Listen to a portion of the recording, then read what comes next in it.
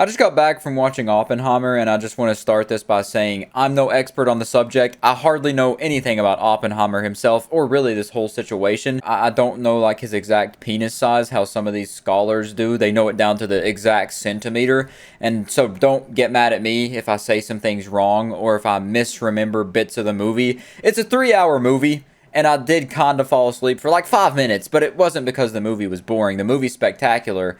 I just have very poor sleep choices. It's because of me as a person. But regardless, this little review here is going to be spoiler free. Even though it did kind of get spoiled in like elementary school history class, they kind of already ruined the ending of the movie for you. Regardless, I'm just going to talk about it to the best of my abilities without spoiling the movie itself, because I really do think it's very spectacular. I'd give it like a 8.9 out of 10.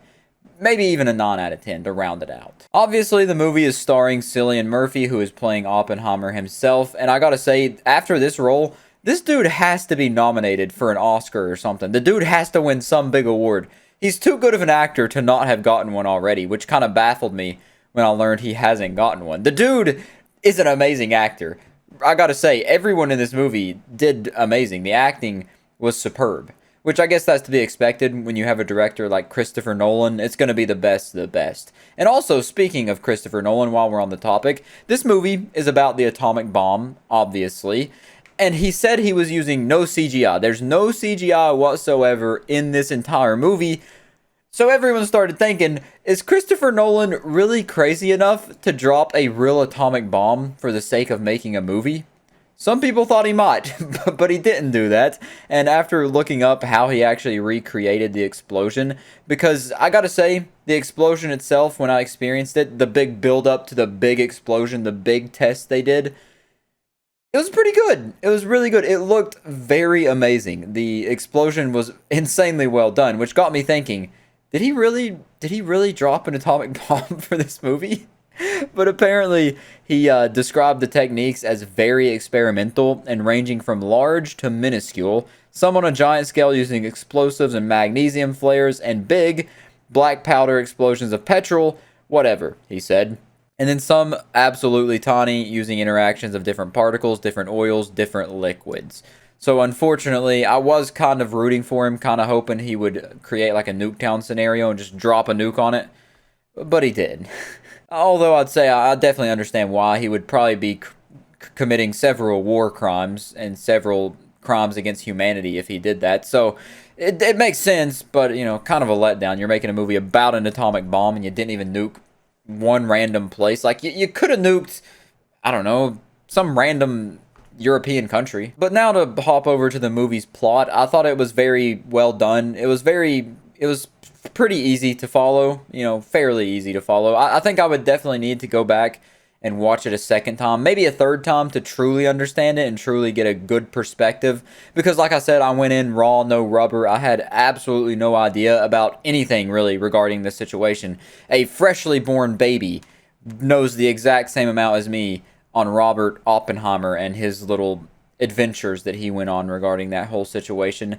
I knew very little. So with that being said, I did find the plot very interesting. They had this whole like black and white thing back to like colored version, switching back and forth between that whenever it cut between Robert Downey Jr.'s character, Louis Strauss, and then Cillian Murphy's character, Robert Oppenheimer, and their interactions and whatnot, their whole little beef back and forth, little scuffle that they were in, without getting too much into it. I thought that was very nice, very well done. It created a lot of tension in the story. The whole movie was pretty tension filled, I gotta say, and definitely leading up to the big peak explosion of the movie.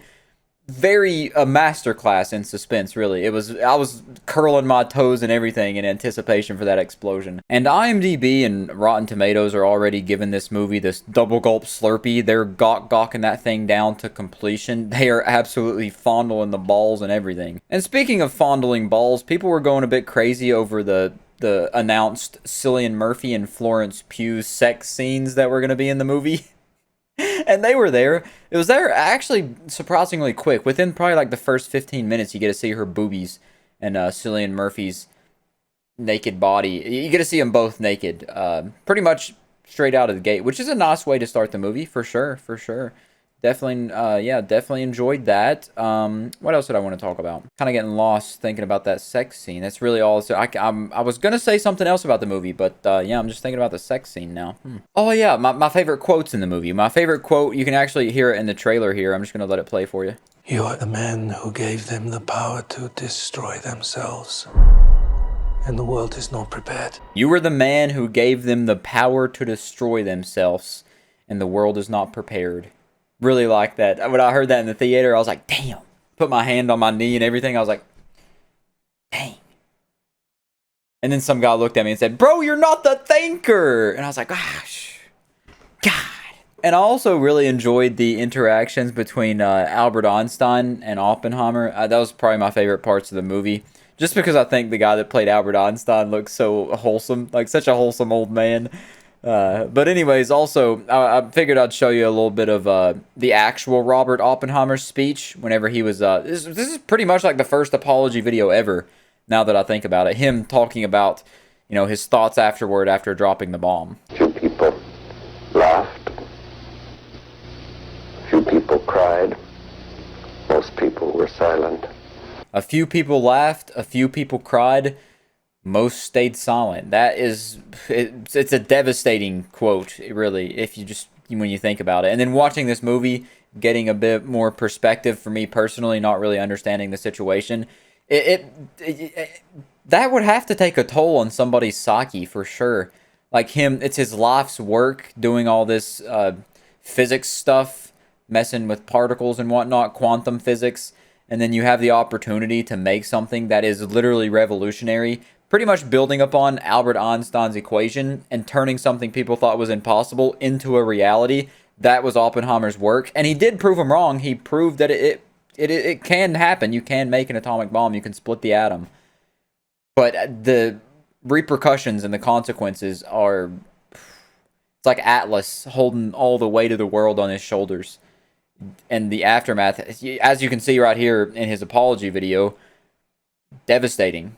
Absolutely devastating. Because this right here is a man who probably never had another peaceful night's sleep in his entire life. And Cillian Murphy, dude, this man can, at some points I'm even questioning if he's acting or not. Like, he genuinely just put the soul of Oppenheimer into his body or something and let him take over like it's a Scooby-Doo episode or something. I don't know.